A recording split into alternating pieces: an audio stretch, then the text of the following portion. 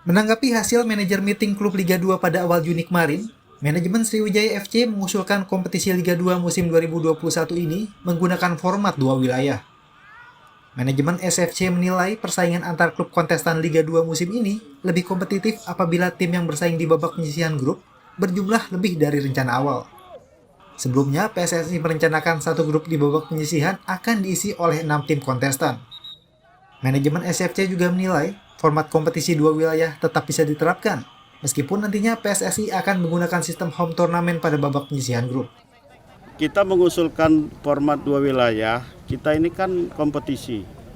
Artinya kompetisi ini lebih akan kompetitif apabila terjadi pertandingan dengan jumlahnya yang banyak begitu. Kalau jumlahnya untuk kompetisi dengan satu klub dengan 10 kali pertandingan rasanya tidak maksimal begitu. Sementara skuad Muba Babal United kehadiran pemain naturalisasi Mamadou Hadibari yang akan mengikuti trial bersama skuad asuhan Jafri Sastra. Pemain berusia 35 tahun ini sudah ikut berlatih bersama penggawa Muba Babal United lainnya sejak awal bulan Juni kemarin. Mamadou Hadibari sendiri merupakan salah satu pemain naturalisasi yang direkomendasikan oleh Jafri Sastra. Saya ada beberapa pemain juga saya kenal dan saya harap kita bisa lulus ke depan.